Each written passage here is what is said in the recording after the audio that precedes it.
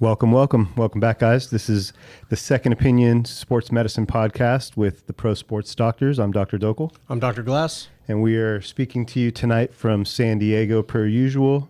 It's a beautiful night, and we have Monday Night Football on in the background with the 49ers playing the Rams this evening. So that's a good division matchup. Always a good matchup. Yeah. We had a lot of stuff happen this last week, injury-wise, and in the NFL, some interesting storylines with games and close endings.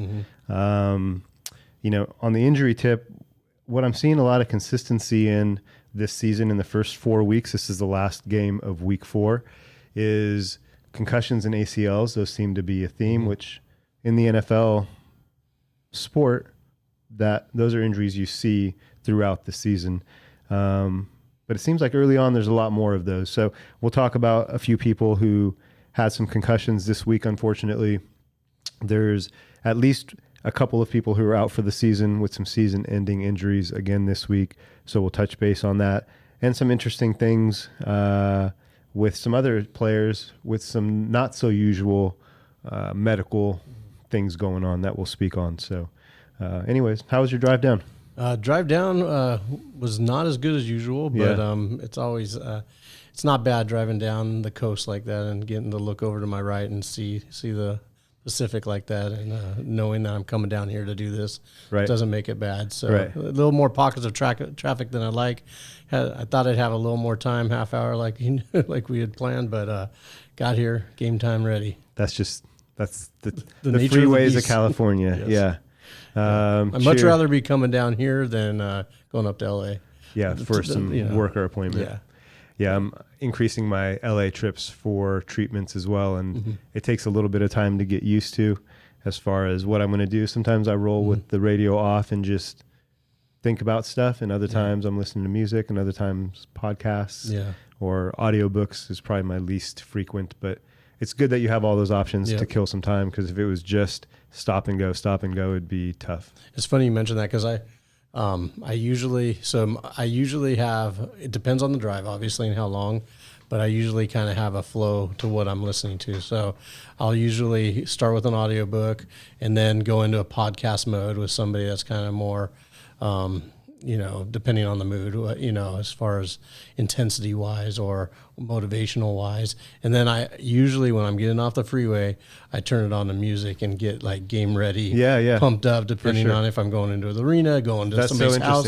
And and usually it'll be a genre or something that gets me going and fired up, just like I was entering the tunnel, getting ready to hit the field. So it's good. Funny that you mentioned that. I don't even think about that. But when you mentioned what you I'm like, man, I have a routine that I do, and I equate it like I was getting ready when I used to play in college.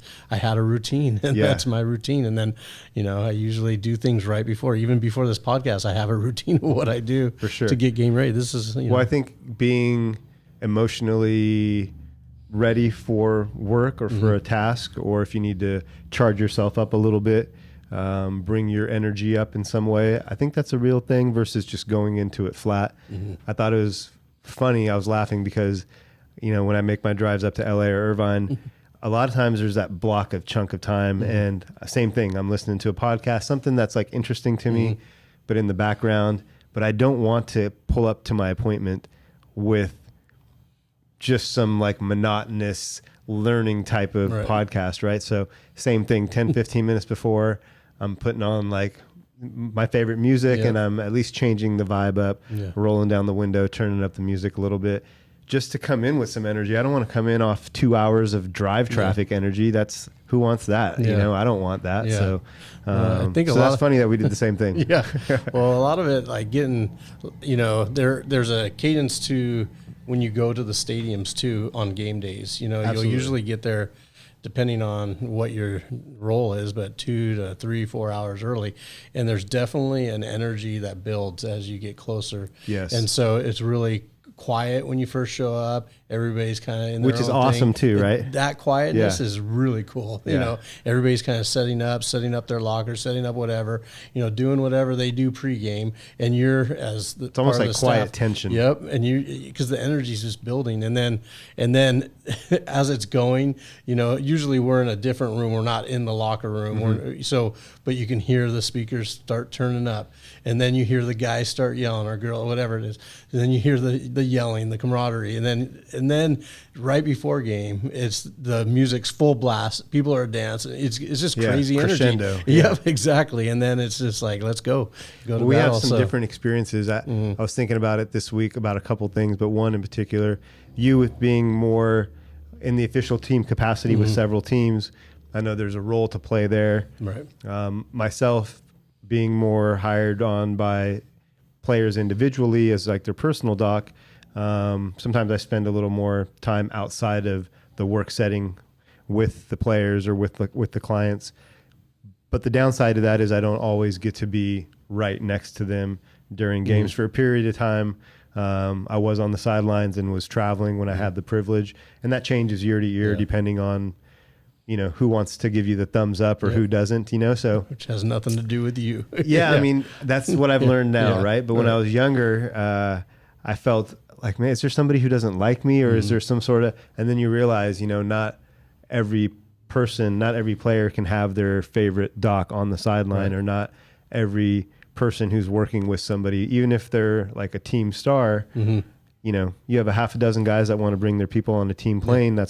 Could be a problem. So I get it now, but it's a little bit different. And I was thinking about some of the times where I was a little more behind the scenes, where I was in the locker room or got to be on the sidelines or ran on the field with some players. I was thinking about today with Monday Night Football. There was a game in Arizona where a guy in particular on the front office, you know, kind of made sure I had the wristband, and, you know, I knew all the guys behind the scenes, the security guys after 5, 6, 7 years.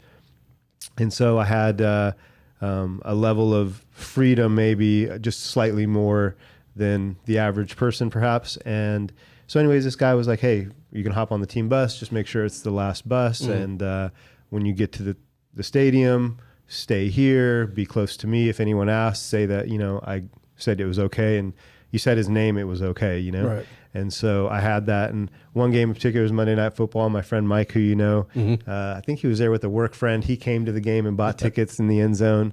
And, you know, people are going out on the field and there's all this high energy, and I'm in a suit and I'm excited. And all of a sudden, next thing I know, it's like, hey, we got to go. And he's like, yo, let's go. And I'm like, me too? Like, I'm running, you know, and then I was running out on the field. And at the time I pulled out my cell phone, which now I know is like a big no-no. But I was young then, I didn't know. And I'm just jogging on the field in my suit right behind Phillip Rivers and Antonio Gates, you know, and I'll always remember that being like, man, this is super cool, and like what a privilege. And I was super thankful for that. But I do want to dive into deeper, even a little bit today, if not at a later date, about your experiences being more official and maybe mine being a little less on the official side, because I think there's some differences there, and both are really cool.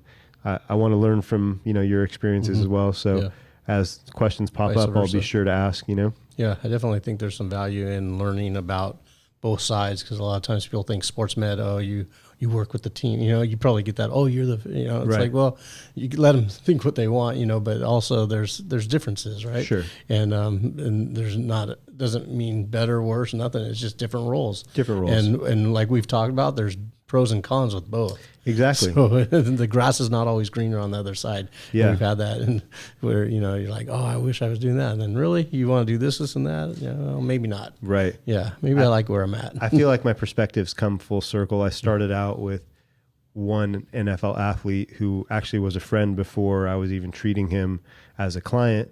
And then I was young and I was just trying to build up as much clientele as I could at the professional athlete level. And I did at one point, you know, was treating like 3/4 of the starters of one team on any given week. And I was like almost overwhelmed. And now that I'm, you know, 10 plus years deep, I think I might have mentioned this at least to you. Maybe I mentioned it on the podcast. I don't quite remember, but I wouldn't mind just coming full circle and just treating one person again and just being one person's main person because you can really dial in and get to know every little muscle, tendon in somebody's body, nuances. Then I could dial in and watch some film even and see, where there might be extra stresses placed that maybe someone who's just putting hands on without watching how they move during practice or game time might not think of. So those are all the little things that I know you take into consideration too. Yeah, well, there's definitely limitations a lot of times too with what we do because we're a piece of the puzzle. Correct. And so in our profession, we work on the whole body, the whole system. Yeah. So when you're working with team or as a member of that, even if it's not whatever capacity it is, you're still just a piece of it. And so a lot of times you have to stay in your lane, right? 1,000,000%. And that's tougher when your mindset is, man, I can really do that much better, but I got to play my role. Because, so there's a different thought process that I'm always reminding myself that above all, I want to leave this person, whoever it is in the office or otherwise, I want to leave with that person feeling better, either feeling better just in their perception or actually physically improving something. And so that's my gauge of measurement. It's like, okay, at the very least, what is the most benefit that I can, what is the most impact I can cause right now that's positive for this patient? And sometimes I do feel like there's 10 or 20% more I can do. And if somebody's trying to play on a Sunday and it's like, man, I'm trying to get ready for Sunday, and if I miss that, I have an extra 7 days for the following game. I mean, you're judged by your numbers, and people want to play. You work all year. And so, sometimes there's that consideration of, man, I want to do just an extra 10 or 20% more. But like you said, you have to stay in your lane, and you have to realize that you're a slice of the pie. There's a whole team of other people, right? So even if I'm somebody's personal chiropractor / bodywork guy, there's still the team doctors, there's still the team orthopedic, there's still the head trainer, there's still, maybe family people, or friends who have opinions, so different influences. And I can appreciate that as a young athlete or even a seasoned athlete. That's tough to know who's telling you the truth or who to trust. And so I never want to be that guy that's like, I have all the answers, because who does? Nobody does. If somebody says they do, they're... Yeah, as soon as I hear that, I'm like, okay, I know where you stand, and we're not on the same side. But I frequently feel like I can make a difference. And that's what I say is, hey, we can improve this. How much? I don't know. You give me that feedback tomorrow or the day after. But I feel confident we can make an improvement here. So let's start with that. Yeah. And then if you've made an improvement, you give me some feedback based on that, based on what I feel. The second time I am working with you, now I can give you an estimate based on my experience on what to expect. Yeah. And even that's an estimate, more honed in if you know the person than if it's a new person. Right. So, anyways, those are some of the things I was thinking about over the weekend as I was driving and getting used to. I'm still cracking up about how you listen to a podcast and then listen to music beforehand. I do the same thing. That's so funny. Yeah, now when I come in here, energy, though, when I come in here fired up, I listen to something good, Well, you power walked in today. I know. That's because I had to use the restroom. Okay. I see you have the Mambasita sweatshirt on, looking good on you. Yeah. Feels good. Look good, feel good, play good, right? Yeah. I coincidentally almost wore that today, and I went with the all white hoodie, so it would have been funny if we nerded out and wore the same thing.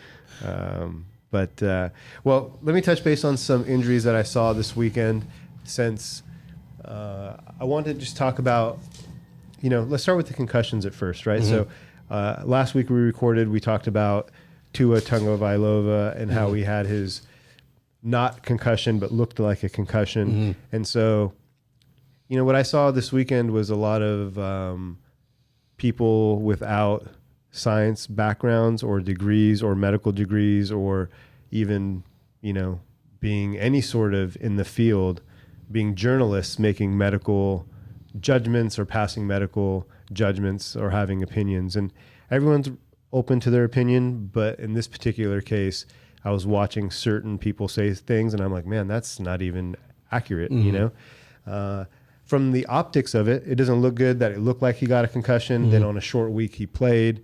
The NFL says, hey, we have independent people, and they cleared him. And so that's why he had the green light. On a side note, the person who cleared him for the Miami Dolphins, I think they fired him actually. So they let him go, which that's a tough thing as well because, if he passes all the cognitive tests, then as a physician, if somebody passes those cognitive tests, even if it's by memorization or whatever, I feel like I did my job. But I think you and I both know sometimes there's, did he pass the test and can he play? And did he pass the test and should he play? Yeah. Those are the two different things. One's caring about the team and one's caring about the person, in my opinion. Yeah, there was a lot on it, and I kind of binged on a lot of, especially this case, because I was wearing several different hats with this, from a player standpoint. And I never played in the NFL, but I played long enough to know what goes on the field, on the sidelines, in the locker rooms. And then I have the other perspective of being involved with professional football as well, being on the sidelines, being in the locker rooms, being in the medical rooms, doing the assessments, being a part of that team. Yeah. Yeah. So, and then also being a fan and seeing what everybody else, so I tried to be really have a perspective of, one, I put on my fan hat and wanted to see what everybody else saw. First, to interrupt just real quick, it was emotion provoking, wasn't it? Like everybody who saw either last week's or especially this week's with the fingers and it was emotion provoking. So for sure. And if you're in our industry, everybody's talking, everybody's thinking, what would we do in that situation? And the problem that I started having was when I'm listening to all these different, like you said, media and being in this profession too, I've learned to listen to media, but not take it because we know the backstories a lot of times, and what we see on TV or hear in the media is not necessarily the truth, but that's what they've been told, or that's what they're deducing based on the knowledge that they have. That's a great so I can't blame them. That's a great point, I can't blame them because they're using what the information they have, and a lot of the information they had on this was the visual information. And then they would go to the PhDs and do the book smart stuff, right? And so a lot of the opinions were based on textbook knowledge, opinions of what they saw, and a lot of knee-jerk reactions. Everybody was fired up about the situation of how could they... It's easy to say afterwards. 100%. So one of the things that I was thinking driving down here is like, okay, a situation that you talked about last week was the fire in your complex, right? And you talked about the chaos of coming out of it and going... And you had to think on a split second, right? And had to figure out what you're doing. And then, did I make the right decision? So afterwards, you could sit back after the smoke is settled, after the flames are out, literally, and then you can start judging every little move you made and start critiquing every move you made. And learn for next time. Well, that's what's happening. All these people are watching this in hindsight and responding in hindsight. Everybody else that was actually involved with it was in the fire at the time. They were in the locker room. They had the clock running. They had the TV on them. They were actually in the heat of the moment. And also treating him Sunday night, Monday, Tuesday, Wednesday, Thursday leading up to the game. Yeah, so let's talk about Sunday. Everybody saw what they saw, him wobbling, him holding his head. Yeah, textbook, that looks like a concussion, that appears like a concussion. Then you have a whole medical staff that's trained in their job is to take them back there, do the evaluation. And there's a lot of people pointing fingers on that right now. Should have that even been allowed? And then they're talking about the back and the ankle issue, that was finally what was diagnosed and he was allowed to play.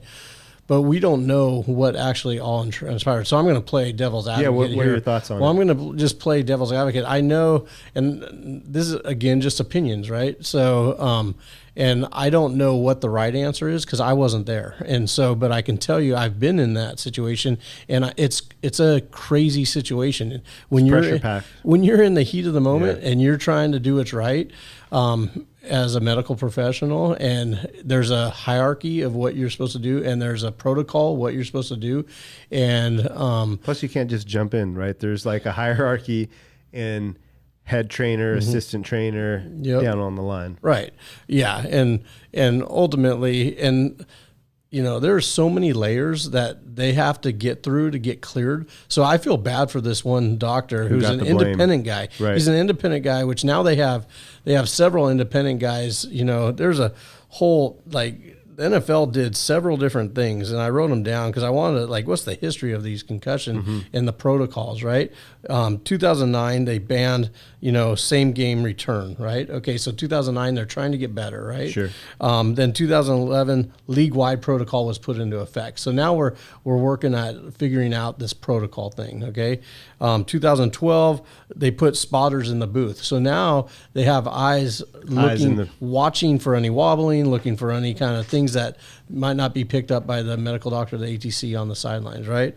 And then then in 2013, they actually brought in these independent neurologists saying, we want somebody unbiased from the team. So, and which is important. That's a good, if you're making a plan, that's a good move. That's a good stopgap. That's a great way to ensure that there's some objectivity there. Yeah, right. And a good example is, okay, player says they're fine and they're going through and knocking down all the protocol answers, and they don't have any neurologics. They don't have anything that would point to concussions, right? Yet, and this independent person doesn't know who they are, and they say, okay, he's cleared. Yet this person, the player, is totally acting out of character. Well, that's one of the signs of concussion. But if you're not an independent, you wouldn't know that. So having the independent do his thing and having somebody else do their thing, it's really important to be able to weed some of that out. So that's why the independent.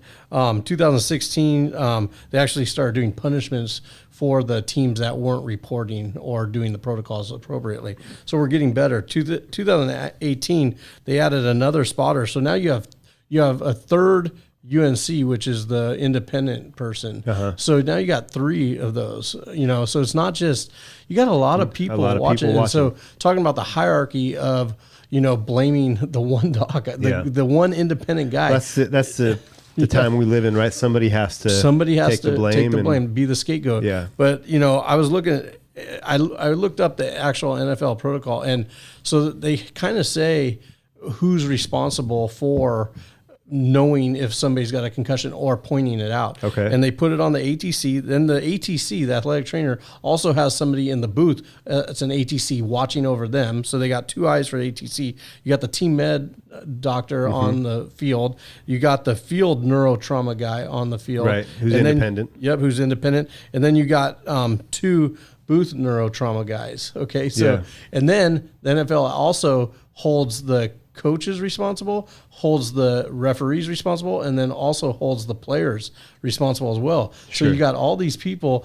that if they see something, they have to report it. The player is probably going to be the least reliable of all those people, though. Like, you get hurt, 1, you get a concussion, you might not know that you shouldn't be in, but 2, even if you do, you might just be like, hey, I want to go in anyways. This is a moment, or I want to.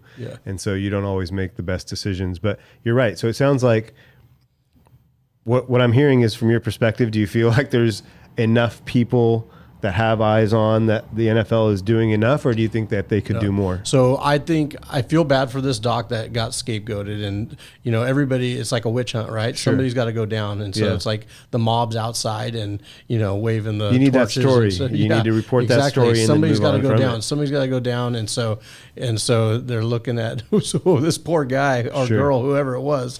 And you can't find them so who knows who it is, but somebody got the blame for it. But unfortunately, to clear, it has to be cleared. From what I saw, it has to be cleared by the medical doctor, the team physician, and the independent guy. So not just the independent guy. Sure. So they can have 2 different opinions. Well, if that's the case, then they're not cleared.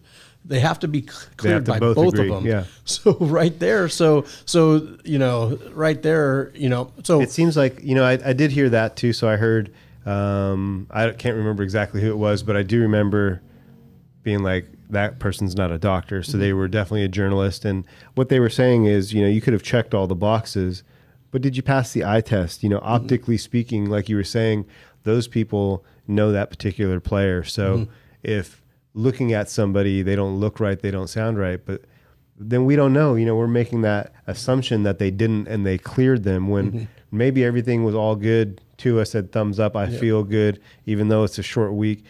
In retrospect, obviously, maybe a different decision would be made. But at the time, I don't remember anybody on Monday and Tuesday, anybody in the media talking about why is he playing Thursday? No, why is he practicing? It's all in retrospect. Yeah. And even that Thursday, went out halftime, came back in, played. And when you have a concussion, I'm not saying it was right or wrong. I'm not saying he didn't have a concussion. I'm just saying that in order to clear him, I believe they followed the right protocols and they did everything right. And at the time and at the moment that what they had to go with, they made the right decision at the moment. Correct. Okay? Because this happens every single game. These type of concussions, okay? It's just some are worse than others. Some are more visual. Some are just a little tap on the head. Concussions, I heard one person say, concussions are like snowflakes. There's no two are the same. That's what's so. My take home on a lot of this, whether it's right or wrong, is that it's a faulty system. We got to fix the protocol, and that's the problem because.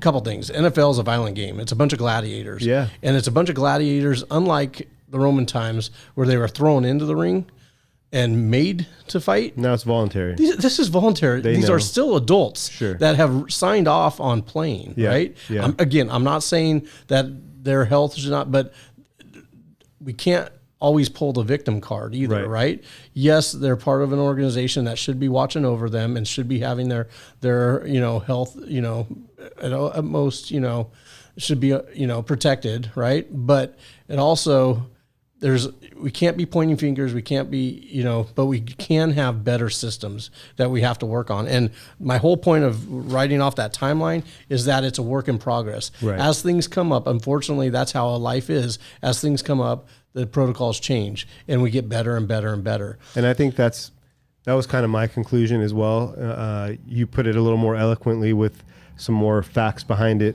as far as the timeline goes. But I look at it like, well, if you didn't know, now you know. Yeah. If you get a concussion on a Sunday, at least on a short week, that should maybe be almost an automatic, like it's a short week, you're out. Yeah.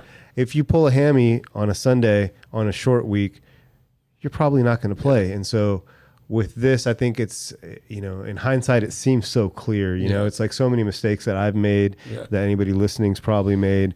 Sometimes post fact, you're like, oh man, I should have known that. Right. But now we know. And so I think it's a learning opportunity for the whole league that on a short week. And then maybe, I wasn't aware of every single one of those steps in the years that they implemented them. Mm-hmm.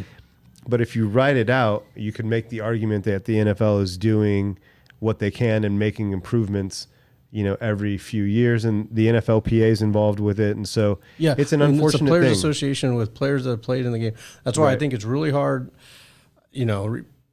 it's hard for me to listen to anybody that hasn't been there. Now I'll listen to, I'll listen to the coaches, I'll listen to the medical doctor, I'll listen to the staff that's been on the sidelines, who've played the game, who've been in there, that understand the other dynamics about it.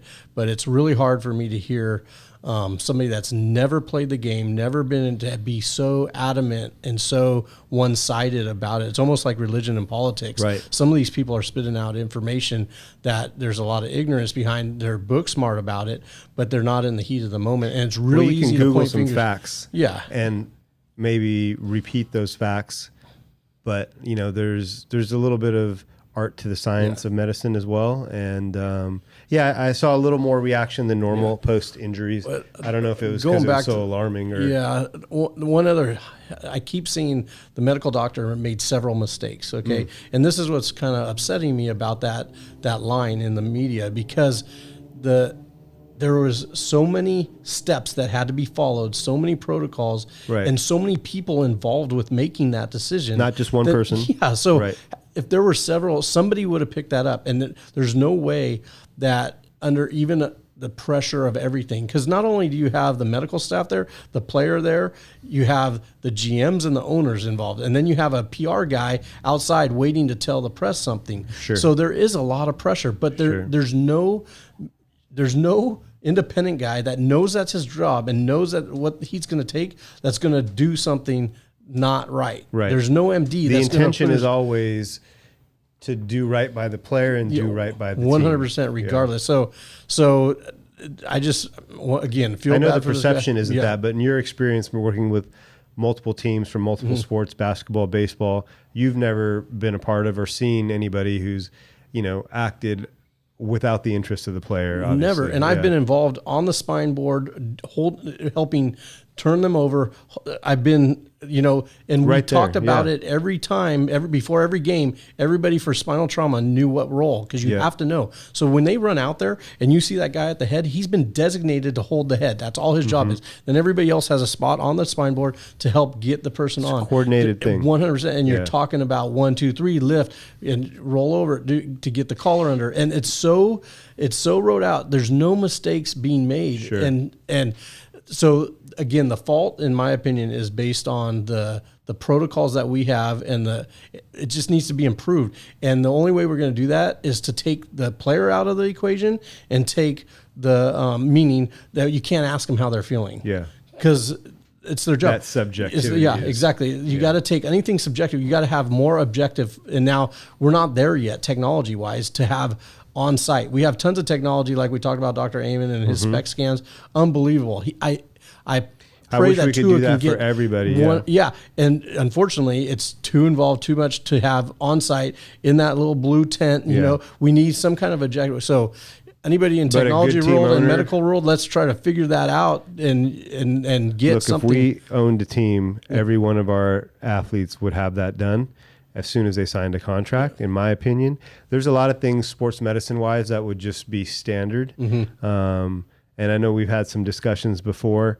I mean, I almost wish we could go to certain teams and just give our 2 cents on, hey, it's not, I think you should do this, or Dustin thinks you should do this, because, we're not paid as reps for any company or anything of the sort. But sometimes it's just best practices that other teams are using. It's like, hey, your competition's actually doing this and you're not doing this. And it's proven to accelerate healing, or it's proven to have benefits. And so that's a key. There's certain things that should be automatic going in. And that concussion, that's, if you could have that technology for that study done for all players, how helpful would that be? It would be tremendously helpful. And they did a lot better, because now they have the scan. They do the right? They do the neuropsych test before right when the guys get in, every season. And then that's another thing people don't realize. They have to pass the neuropsych test again to be cleared, So the fact that he got cleared, for Sunday to then practice Monday, Tuesday, Wednesday before Thursday, he had to pass a neuropsych that they already had a baseline on. So they had the baseline preseason. He had to pass that again, which is in the data, So I'll listen to the argument of he could have passed everything, checked every box, but the eye test or the optics on it, in hindsight, obviously didn't look good. But maybe somebody close, like if it was a close client of mine and that had happened, I definitely would have been like, hey man, do you want to go? That would have been a thought that I had just as a friend, or as not somebody hired by the team perhaps. Maybe there's a little bit of an advantage to me having that role or perspective versus if I was on the team. Perhaps I'm looking at a checklist of, is he cleared, is he not? He checked all 17 of these boxes. Okay, everything got checked.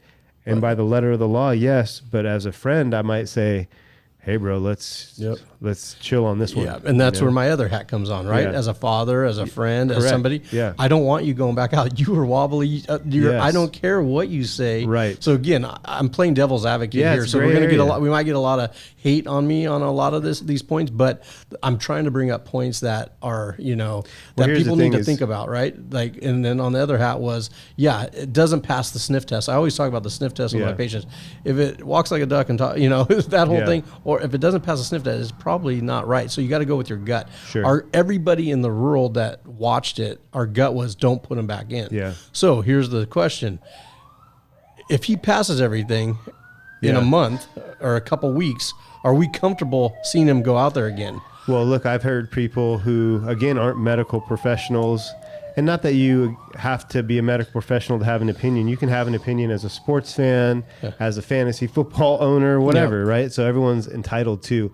But I just saw a lot of emotion around how people felt, people who had very strong opinions. Yeah. And it's like, you have a talk show that you're supposed to be the antagonist. Yeah, so like, calm down a little bit. And so, I don't know, it kind of rubbed me the wrong way because we're talking about someone's actual health. And it was not malicious from what I know working around, pro teams. And it was unfortunate, 1,000% unfortunate, but that's a good point you just brought up about, just calm down. That's all I'm saying. Like, I agree with a lot of the opinions out there because from a human side, not good. Let's protect this guy, But then I also want to cool down, let everything settle, and then let's start looking at, some other things before we start putting a blame or pointing, calling the coach out. The coach should have never, like, there's even NFL coaches that were saying the coach should have never done that.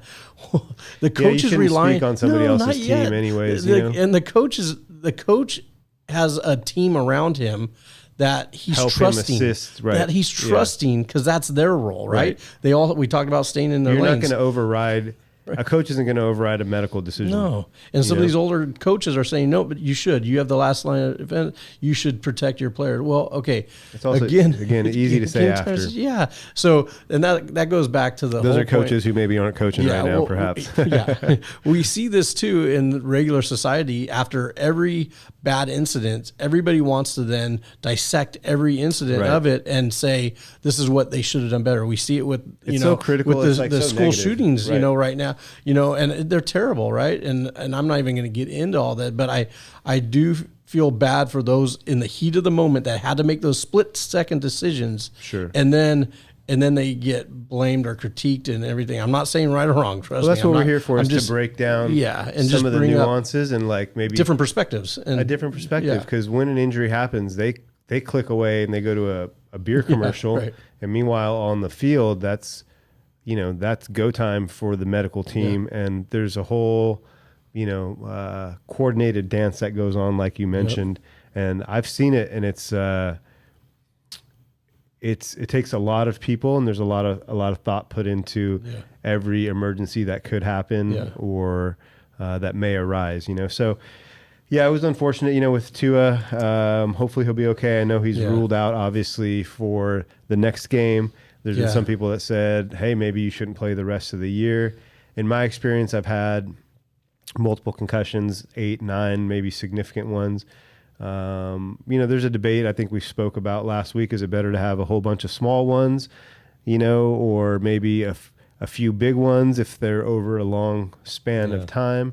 I feel like with this Sunday to Thursday, I had an experience where I had a concussion that was significant enough to make me vomit, and I had dizziness and symptoms for days after. And it might have taken me a few weeks, perhaps 3 weeks, before I kind of felt less foggy, less irritable, like all these symptoms that I could go in depth on maybe at some other time. But my point on this one is about 6 weeks after I had that concussion, long time, a month and a half, I went to Disneyland with a friend of mine at the time, and I rode 3 roller coasters. It was like Space Mountain, like I don't even know what the other one Thunder was. Mountain, something like that. And there was like a Star Wars one, and then I was like so shook up from it. We just watched like a little 3D like Michael Jackson thing, and they weren't aggressive roller coasters, and I didn't realize at the time, but I was so nauseous. I got sick at the park, got sick in the car. I was like, I think I just need to like rest for a little bit. Let me take a nap. And point of my story is it reconcussed me just being on the roller coaster, and it wasn't aggressive at all, man. It was actually very scary because that day I got sick 4, 5, 6 times on the way home, like pull over. I'm like getting sick out of the car. I was dizzy, and for 2 or 3 days I was nauseous, in bed, vomiting, lights off. And I was really like, man, I think I'm messed up because this is odd. Once some time elapsed, I realized I hadn't healed, and it had been 6 weeks, and just that little bit of jostling. So when that happened on Thursday, I was like, it just felt like a different injury. Like I felt it, I was like, oh man, that's oh, that's terrible. And then the way his body responded immediately, I was like, just hoping for the best. Yeah, that was cortex related. That was brainstem related. When your arms do that fencing type motion and then go into the curling, which is a different mechanism, that's some primal, reactions that are not good. It's the same reaction they get with stroke victims. That's what we see, that rigid. Yeah. So there's obviously something going on. That's the scariest. But again, no two concussions. So that's the problem. And I agree with some of these people that say we really need to relabel the term, because you say concussions. Well, soccer player heads a little thing, gets a little dizzy, and is out for a game but comes back.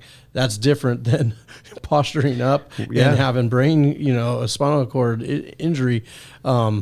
But it's still a concussion. So the word concussion needs to be like a TBI, right? We need to label it as a traumatic brain injury, and then that's more significant than people hear concussion. Unfortunately, it's like hearing a lot of things now. We're desensitized to it. Desensitized, and that's the problem. Word. Just like you hear in the news all the time, people are dying all the time, and it's getting reported. And unfortunately, it's not a thing. It's like anymore. maybe the it's homeless different. issue in some cities. It gets worse and worse, and then at some point you kind of get used to it. Yeah, and I was saying the other day, I find myself sometimes walking by people without acknowledging them or, recognizing them, and then I feel bad about myself. I'm like, hey, this is somebody this person has a story, and so I have to pause and check myself in those times. But as far as the media cycle goes and the reaction to the Tua thing, 10% irritation on how quick the media is to jump. There's a talk show for everything, right? I mean, we're kind of the same thing. Right. I don't want to be agitated with what we have to say too. Well, here's what I'm trying to do differently, which is not give so much opinion, although I want to know your opinion on certain things, but I'll state that, like, hey, Dustin, what do you think about this? What's your opinion on this? And here's my opinion on this. That's different than, hey, this guy got a concussion and these are the signs and symptoms of concussions, or this guy got injured and this is how I would perhaps rehab this person. Right. That's factual takeaway knowledge. And so we'll share a little bit of both. Yeah. But what I see on TV a lot, I'm almost turned off to TV, to be quite honest. Even if it wasn't for sports, I really wouldn't watch probably too much. But even sports is sensationalized so much with, every station has a talking head and there's two people. You be on this side and I'll be on this side, and I'll act mad and you act mad, and we'll both be mad. Yeah. And then it's good for ratings. Get paid. Yeah, exactly. So I want this to be different. I remind myself every week when we do this, stay in your lane, talk about what you know. Yeah. Share opinions when appropriate. Yeah. And try to teach something, and then also I'm trying to connect with my homie too and share some stories. I did give some pause in this last week for the first time. Was thinking about real quick. Let me. Yeah. And I don't want to interrupt on that, but I want to just close up on the Tua thing. Sure. And I don't know if you were going to close up on it. No, go ahead. Just to summarize, I'll spit out my opinion just to summarize. But as far as protocols, I definitely think we need to work on, for the NFL protocols, change that up, and I think we need more objective testing. And they're already working. We're going to get calls, they already have these tests. Yes, they do. We just got to get them mainstream and make it part of the protocol. Get it approved This is not year by part year. of the protocol yet, so we got to get it part of the protocol. And then,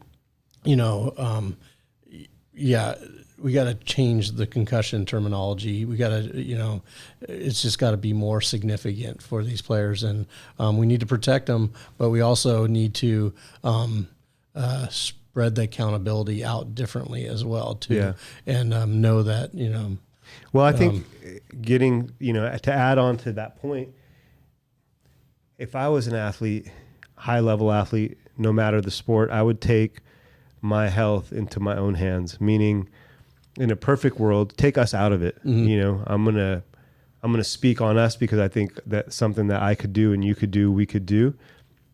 If I was a rookie in the NFL or a rookie in the NBA, I would get my own personal doctor that knew everything about me. So if when I change teams, I'm not breaking stuff down again by memory.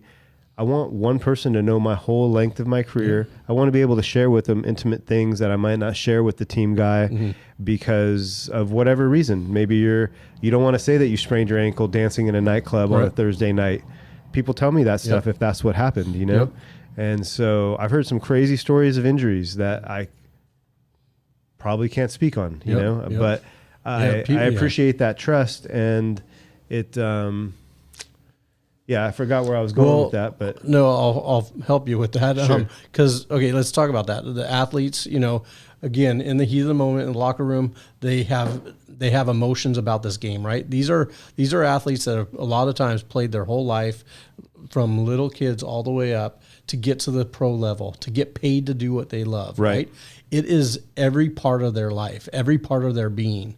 Okay. So they have a totally different perspective on playing, and they know what they're signing up for, right or wrong. I'm not saying right or wrong, but they know what they're signing up for, and they will, in most cases, do what it takes. And they're there for their team, their coaches, and their family, because it's their livelihood, right? And it's a lot of times all they know. Okay. So let's talk about that. What do you think about the Watt situation with his heart, right? It's a perfect example right now. He literally had a procedure to jumpstart his heart days before. I forget the timeline, but like a day before or the day before. And then he sits up and he's emotional about it. And if you read what he says, I don't know what else to do. This is what I do. And if the doctors say I'm okay to play, then I'm going to play. Because it's going to kill me more to sit at home and watch my boys when they've told me I'm okay. That's a personal decision. We just went through a health crisis in this country, around the world, where people made personal decisions. We don't always see eye to eye with everything. You like a crappy team in the Raiders, and I like a great team. No, I'm just kidding. But look, we differ in opinions on sports teams that we like. We made different decisions with what happened with COVID. We, have maybe different opinions on how to treat a certain injury. And that's why I come to you, because I want your perspective when I have a hard case, there's an injury that I'm trying to assist with, being a part of the team, with the team's medical team, being somebody who's independent. I'm trying to help something out. So I brought some stuff up with you earlier today. I was like, hey, this is the procedure, and what do you think about this? And actually, can I even bring the guy into your spot to jump in the hyperbaric chamber? So we had some discussion on hyperbarics, which I'd like to speak on. But that's a mutual thing. That's a mutual respect in the betterment of the athlete. And it's athlete first. Right. Player first, client first. That's why if somebody comes in here and I'm like, hey, I think you need to see an acupuncturist. And they're like, do you do that? And I'm like, no, I don't do that. But I know somebody great who can, because I want that person to get better. That's the goal, right? So I know not everybody operates that way, and I'm not patting myself on the back. But to touch on the point about the player, if I was a new professional athlete, I'd get my own personal doctor for the sole purpose of if it were me that somebody were coming to as a rookie, get a baseline spec. We would get baseline labs on everything.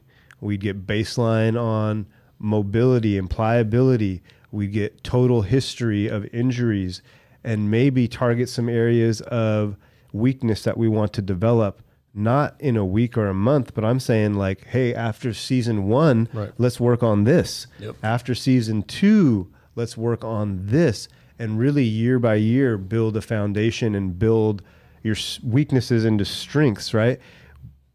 But I think so anyways, there's a lot of value there, and I see a time in the NFL and in professional sports where, and maybe we start it, where people come when they enter the league to get a full workup that's not done by the team, and then you have that year in, year out. You do a follow-up yearly, and then you can monitor how people are progressing, work with the teams, not against the teams. It's like, hey, you have your team people that have your best interest, but you have your own person that has your best interest through the whole time span of your career, and actually even beyond. If you finish playing after 10 years in the NFL and you were my client or a friend of mine, I care about you still, even after your playing career is over. There's a lot of stuff that can happen afterwards, mentally, physical breakdowns that happen years after surgeries.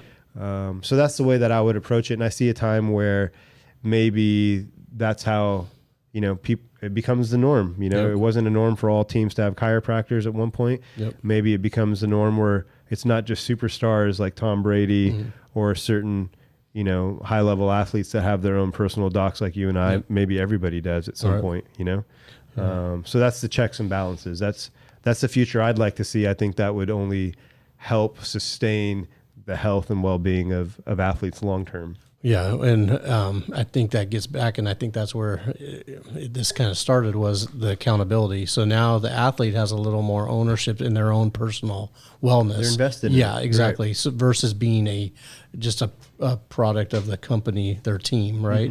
And just going through the process. Because I've been involved with the physicals, and so on physical day, they literally go from room to room, and each professional. That's a long day, huh? Oh, it's a very long day. Yeah. And you go through, and when they come to our station, we do some orthopedic stuff, we do some chiropractic stuff, and check, and then have the baseline that goes into their, but that's how thorough is that in your opinion? Is it the best you can do when you're doing 100 people in a day or two, or is it pretty more thorough than you thought? I can only speak for my stations. Yeah. I took it very serious, and I wanted to make sure that nothing got missed on my watch, right? Sure. So I can't speak on the other stations, the eyes, ears, nose, throat, all that kind of stuff, x-rays and all that, but I know in our station, especially if there was a couple of us chiros in there working, it was, I wanted to make sure that, especially being a chiropractor and being kind of outside of the medical, setting, just to be invited into that setting was really cool. That's an honor. Yeah, it was awesome. So I wanted to make sure, like I always do, but I wanted to bring my best and make sure that we did. So I would say yes. I thought it was pretty thorough. I thought it was great that they even did it like that versus just having one doc kind of do everything, Of course. And so that was, something that I saw on a corporate level that was kind of doing what you're talking about, because at the end of that line, that person had a full write-up preseason, right? For everybody, But the idea that you have is a game changer, and, we've talked about it, and I believe you're right in the future of that. I think it's going to start with a few athletes independently, and then we're going to start seeing it build momentum. They'll see the benefit during, after. It's the long-term goal. It's long term. It's not just the playing. Right. That's maybe what I didn't emphasize enough. Is it's it's important. Yeah. Because some, as the game's on in the background now, there's people that are high level athletes today, but you see people deteriorate at a young age, relatively speaking. You don't want to see someone that was your hero on the field or someone that you admired in their 50s when they're, should be enjoying their kid's wedding and they're, hobbling around, or even worse, maybe having some cognitive issues. And so I think there's a lot of preventative stuff that you can do, even if you've had a lot of head trauma. There's things that you can do to improve it and get ahead of it. Yep. And, that was kind of to my point of somebody that I spoke with this weekend who has an injury, who plays in the league. It's much easier to keep things well, to keep things, at 100% than it is to correct something once something's gone sideways, And that's one of the lessons that you learn sometimes. Sometimes you think you're okay, and you're okay till you're not okay, and sometimes it's not always quantifiable what you're doing. If what you're doing is preventative, it's like, well, how do you quantify it being preventative? You're okay, you prevented something now, you still prevented something. Are you preventing anything? Are you even, and you don't know till you stop doing it, and then something happens, and you're like, oh shoot, that preventative stuff maybe was effective, there's a lot of things. The J.J. Watt heart issue was interesting to me.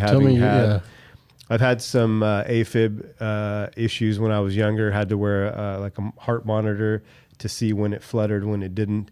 Interestingly enough, after I got the COVID shot, I had some increase in like heart flutters for about a month or 6 weeks. That was noticeably different for me personally. And it reminded me of like running track in high school or when I was in college, when I had kind of this heart flutter. But to your point, if the doctors say you're good and you're an athlete, you're not a doctor, you're not a cardiologist, you're trusting that person, just like we trust look, I went to the dentist last week, and I was telling you I had a little bit of soreness from my dental experience a couple days ago, but I'm trusting what he says, right? Like I know what I know, but if he says, hey, we need to do this procedure on your tooth, that's what I pay him for, right? So I understand J.J. Watt wanting to play. I understand some fans who are like, man, you had a heart issue? Like, that sounds very scary. And are you okay to go? Are you okay to play? You know, he, in his own personal statement, said that, you know, he detected like AFib in his heart, and he had it shocked, I think, a couple days later and got the clear to play, and he was going to play. What was bothersome a little bit is he did also say that news had leaked, personal news had leaked about this. And so somebody who was close to his circle, somebody, you know, inadvertently or purposefully said something. And that's something that I always try to be careful with, right? Like, I don't want to speak on something casually with you, because I'm used to speaking with you about people that we both treat. And, you know, you have to be careful there. So that was kind of alarming as well. Well, even like when we're trying to be vague, right, on certain things, sometimes what we don't say, then it's left up to the interpretation of the listener. Right. And so then a lot of times the listener will take it and maybe steer it in the wrong direction. So it's been my battle to be very private in that. Well, look, I'm going to be honest. Not even a battle, but I'm highly... You are that guy. I'm very secretive. Because, yeah, I just think it's about the work for you, knowing you, you know, having known you since the year 2000, all this century, I could say. Yeah, that's weird. It's about the work, and I wish you were less private in years past, because I would have liked to have, there's questions I would have liked to have asked you about, you know, people that you've worked with, worldwide known athletes, and not even on like, hey, I want to meet this person that you know, but just side. Like, not even that, even 1%, to be honest.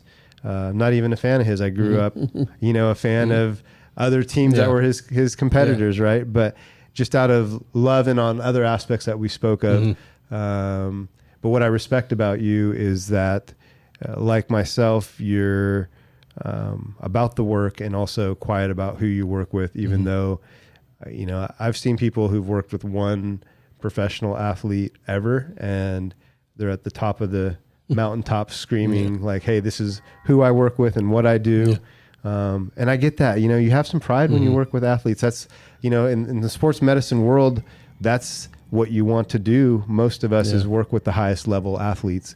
And so I had that pride and joy as well. And then at some point in time, it changed a little bit to where I recognized, hey, this is a real privilege, and I don't want to mess it up by speaking on somebody that I shouldn't, or sharing someone's business that's private, or, you know, being braggadocious. Yeah. You know what I mean?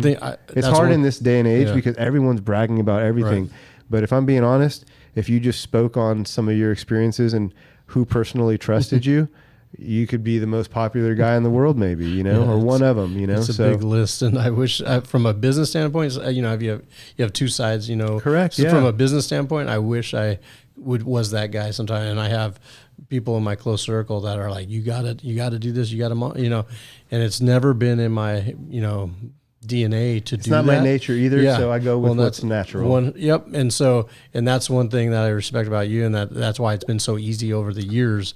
We do come from the same cloth on that, and it's been easy to have that relationship to where it's so comfortable. We can, behind closed doors, talk about what we do, who we've seen, what, you know, so we can learn from each other, right? And I think it's helped both of our professions doing that. What's nice too is that after 10, 12, 15 years of working in this field, you know, maybe year 2 or 3, I wasn't as confident or comfortable, but now I can speak on these things. I can speak on these experiences.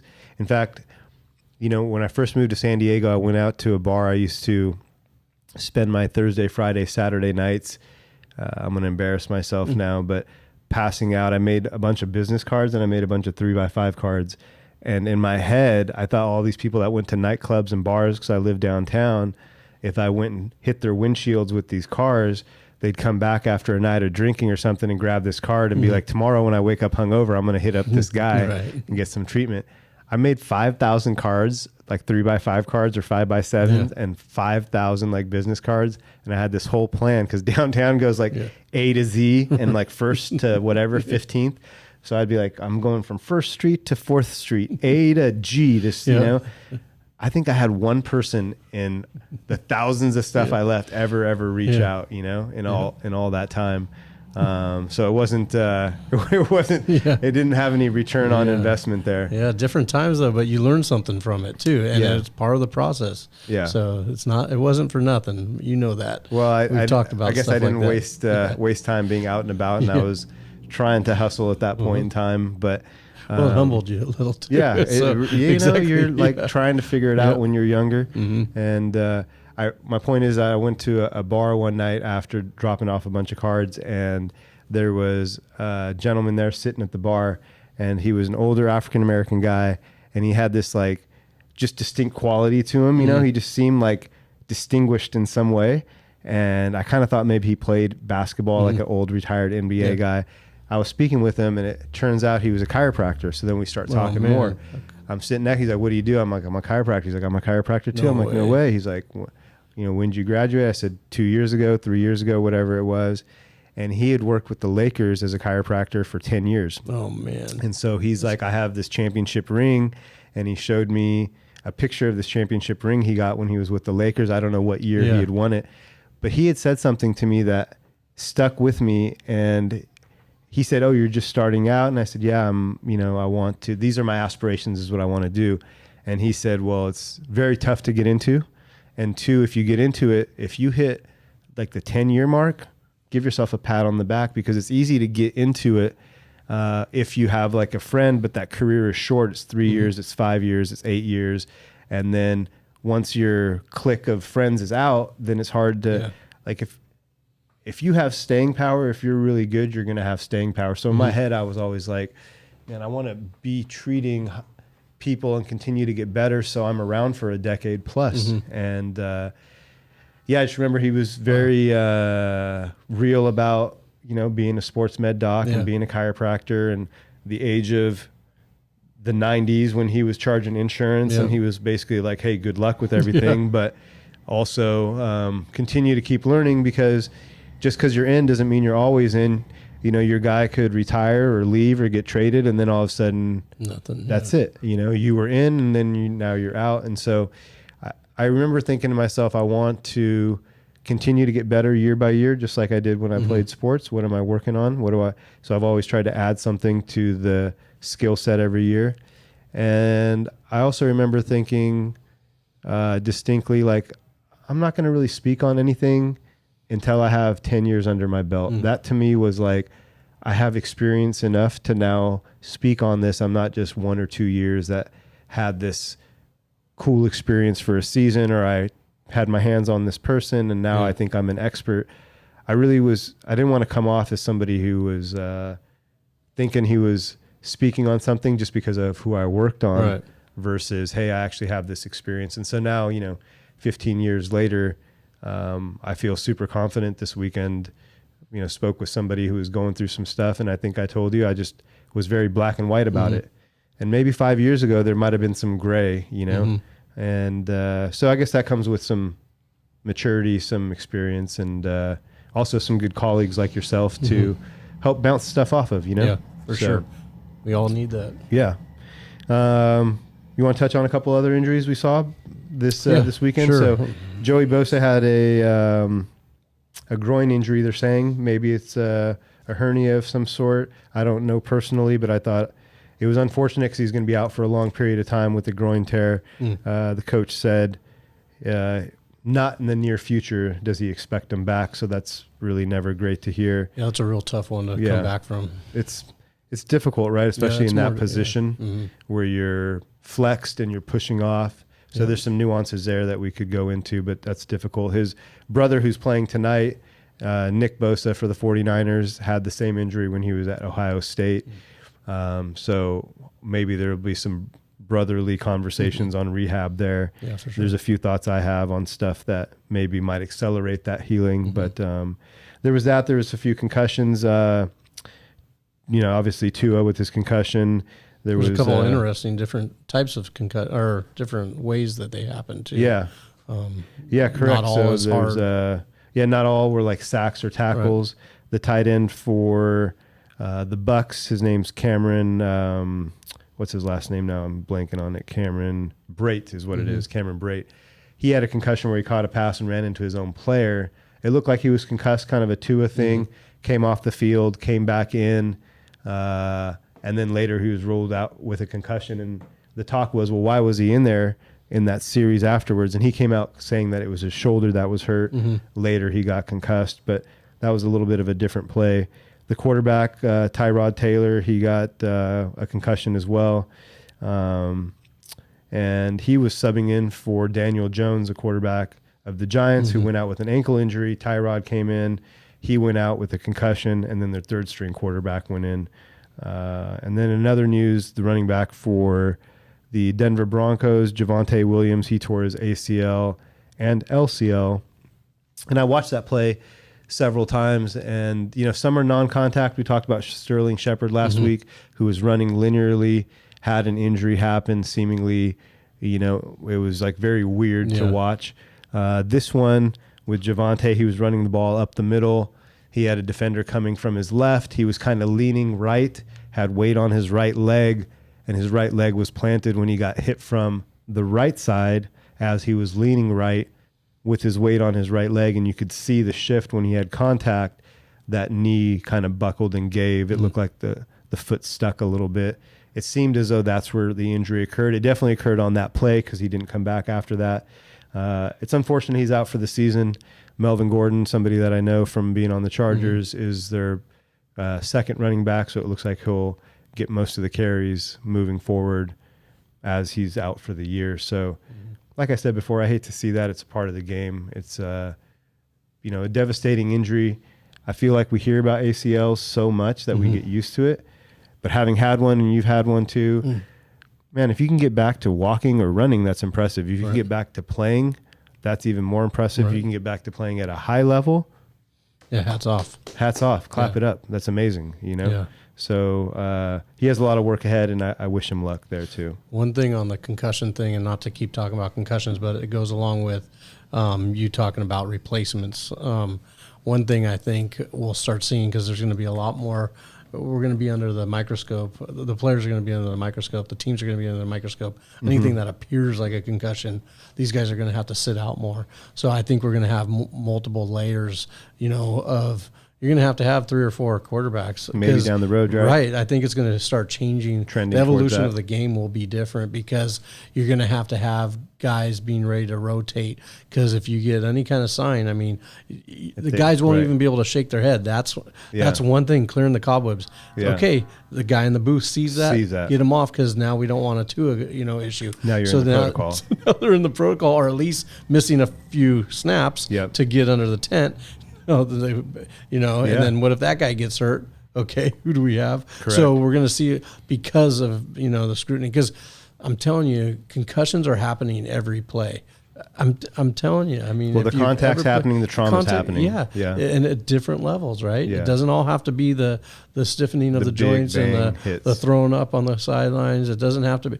It's happening. If you're making contact with your head, or your head's getting whiplashed a little back, you're having some kind of symptoms. But they're not. It'll be interesting. It'll be interesting to see the evolution of the game. I think it's going to eventually turn into flag football.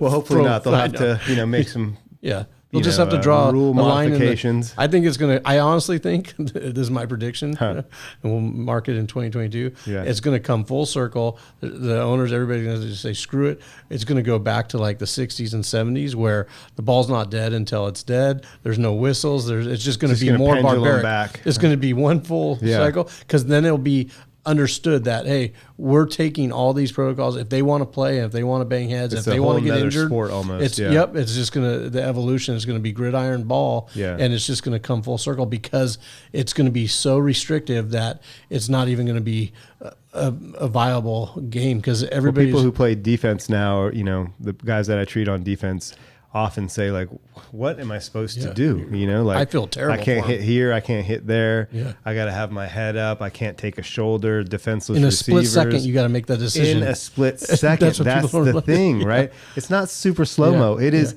in a second. And that's like the difference between, and then if you hesitate and the guy breaks the tackle, then you're a chump, you know? So it's a tough position. Even on the last Tua tackle where he got whipped, right? You know, and a lot of people are saying, "Oh, that guy should be thrown out, ejected." It wasn't. That play happens all the time, and it doesn't even get noticed because there's no end result to it. But it's a routine play. What's he supposed to do? He's tackling, spinning. He doesn't know the ragdoll effect. No, you know. So it's again, it's 2022 and it's 2080, and they're playing gridiron football. It'll change up. You heard it here. Yeah. Well, listen, man. You know, we covered a lot of the injuries that happened on the field in the NFL. I saw a ref pulled his hamstring this weekend. I don't know if you saw that. I was hoping you were going to bring that up. Yeah, so they had to cart a ref off, and it just made me think, well, one, those guys are older for sure. Judges, retired lawyers, whatever it is, but they seem to be in their 60s or 70s. Yeah. And, you know, they're trying to sprint down the field. So I'm impressed with their athleticism. I was just like, oh man, a ref went down. Everyone goes down in this sport, you know? So I did see that this weekend. Well, I from some past experience with a referee. So when I was in undergrad, I was working on an exercise physiology basis, and I was strength and conditioning and nutrition. And in our club, it was actually owned by an ex-49er, so it brings it full circle. Yeah. But there was a referee that would come in on the off season and train at our facility. Got you. This guy was jacked. I wish I could remember his name because he was jacked and he had to run. Hockey League? Oh man, he was the guy with the big biceps. He was always. Honestly, I want to look it up. Down and he'd be flexing. This guy was jacked. I don't know if it was him because I didn't pay attention back then. I just remember this guy was a specimen and he was training. I mean, man, these referees getting at it. So wouldn't that be funny if it was him? I'll have to look up, see where he's. For sure. But yeah. So and he trained hard. So you know, but that's obviously good. That guy had a weak link somewhere and tore his hammy. Well, it's been good rapping with you this week. We went a little bit over time, which, you know, it's always good to get lost in conversation. Like I said before, I feel like I could talk for hours about different things. We didn't bring up a couple other people that had some procedures this week. But it seems as though we won't have any trouble with talking points in weeks to come. You know, there's plenty to discuss.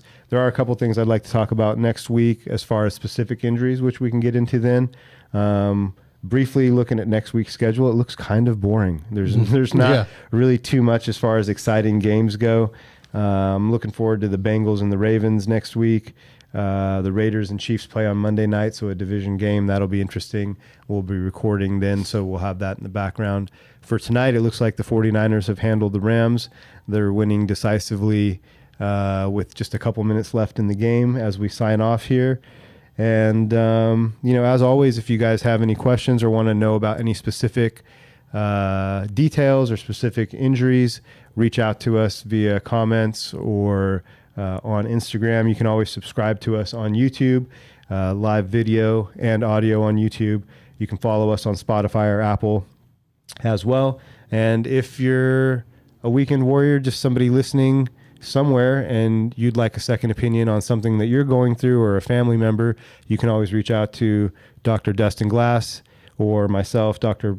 Paul Dhokal. I'm here in San Diego. Dustin's in Orange County.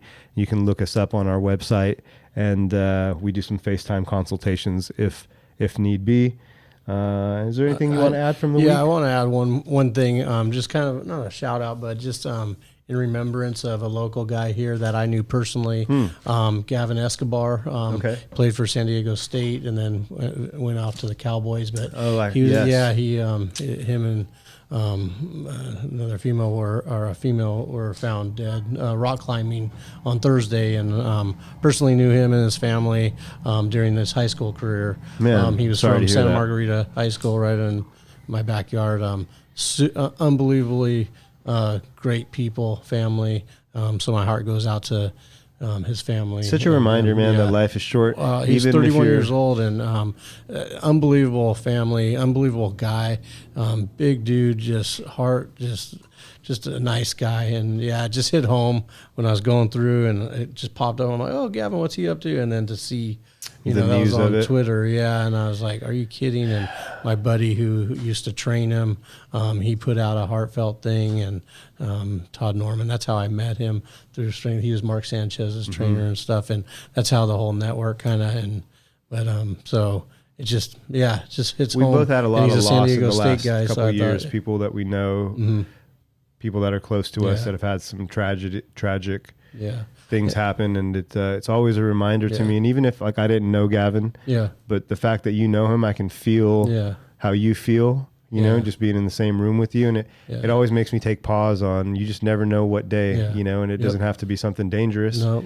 You could be walking the street and some dummy could not be paying attention, so I'm always grateful to be here, and always grateful I try to wake up with some gratefulness, and just appreciation, because I'm trying to live. Look, for the record, we're recording this, right? I'm trying to live to be 100. So if I come short of that, that was the intention. And whenever that day comes, as of today, I've been very, very blessed and very happy. No regrets. And it's a good reminder, man. I always appreciate you sharing things that are close and personal to you. Yeah, and since high school and him went off to his career, and again, me, I'm not one to chase people and so lost touch with him and his family and stuff, but still, after, it's been a while, but still it's one of those, it's just another touch, just like anything that you've had a touch with somebody, that it's, you don't want that moment to go by without recognizing the fragileness of life, and, it is fragile, and how short things can be,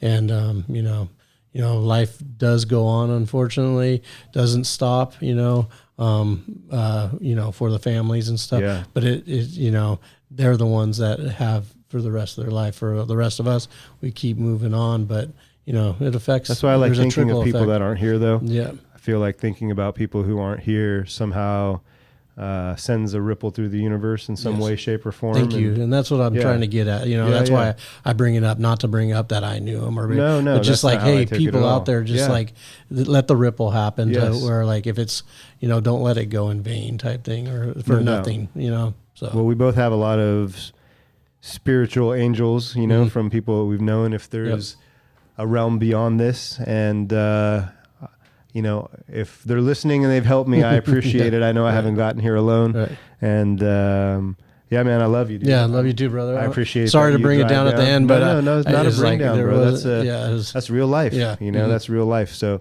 I always like to reflect on it, and it's good to speak on people that were important to you, So, shout out to him and his family, and best wishes with him. And to everybody listening, we appreciate it. I think my intention with this podcast is to share stories with you. I don't know. Maybe we've broken double digits in listeners. Maybe it's triple digits. I'm not super concerned with that, but I do know that whoever's listening is taking time out of their day while they're driving or doing some errands. Super appreciative of that. Super appreciative. And if there's something interesting you want to hear, we're down to talk about it. We have our own jokes and stories, and we'll continue on a weekly basis with you guys. But just wanted to say, stay safe. Be healthy for the next week. We'll be with you here next Monday. This episode will drop on Thursday.